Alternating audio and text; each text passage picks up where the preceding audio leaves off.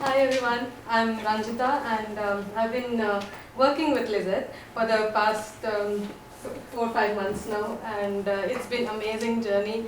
This girl is so smart, so hardworking and so passionate about everything. No matter how hard things got, she would always be, yeah, teach me that, I want to learn it. And I'm like teaching concepts of, that people learn in college and stuff like that, and she's like, okay, sure. And then, it was amazing working with her, and she's so passionate about things. Yesterday night as well, when we were just going over the presentation, she was like, can we get one more thing working?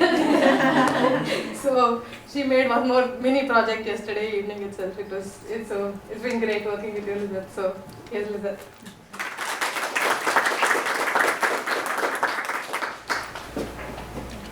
Hi, my name is Lizeth and my mentor is Ranjitha. Ranjitha works at Microsoft in voice recognition, sorry, and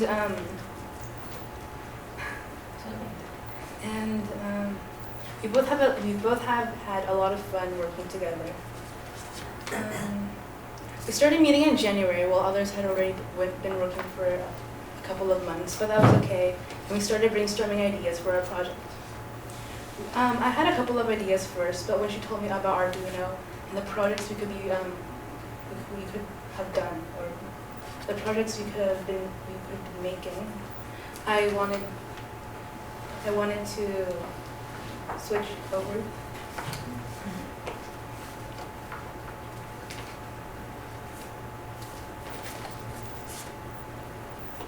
You can go to the next slide.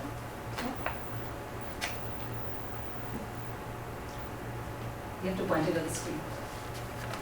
So our final project was our reactive LED photo frame, which we based off a reactive LED coffee table.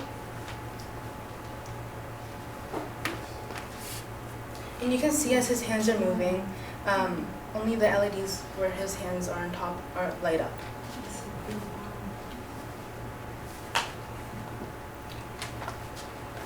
So, but before we could start our mini reactive LED photo frame, I first had to learn the basics about circuitry, since I didn't really know a lot about it. We also made a project where we use Arduino.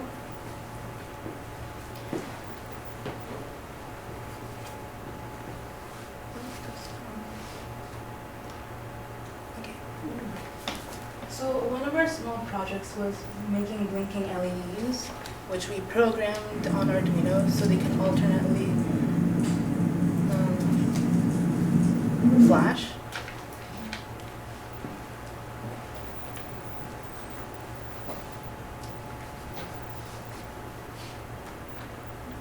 And once that I had the basic knowledge of circuitry and Arduino, we started making our reactive LED photo frame.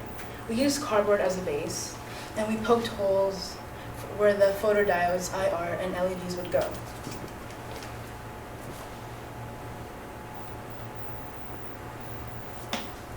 So, IR LEDs and photodiodes are very essential to the project, and an operational amplifier, or op-amp, is also very important. So a proximity sensor is very important to the project because we only want the LEDs to light up wherever our hands are. So this is a photodiode and this is an IR LED, which stands for infrared. So whenever you have like a surface, the IR LED reflects off the surface and onto the photodiode.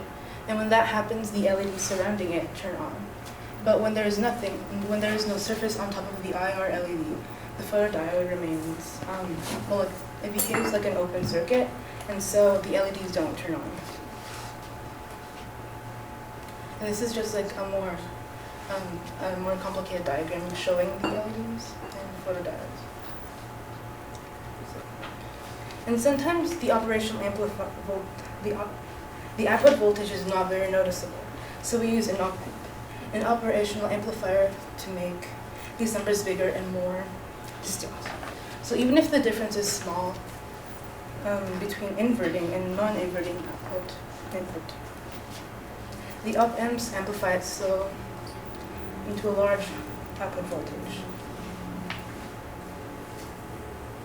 So another thing that I learned while this project was how to solder things together. So you take the solder iron, which is very hot, and then a smaller piece of metal which melts, which is meltable, and you heat them up to have the wire stick together in place. These are my pictures. So my overall experience, I really enjoyed working with Ranjitha, and I had a lot of fun on this project. And so over the weekend on Sunday, we finally got it to work with, but we only got 2 clusters to work. But that was so really,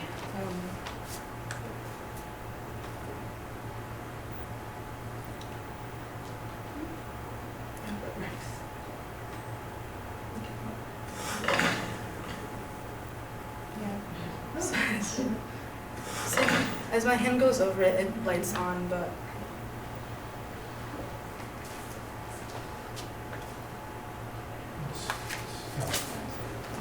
thank you.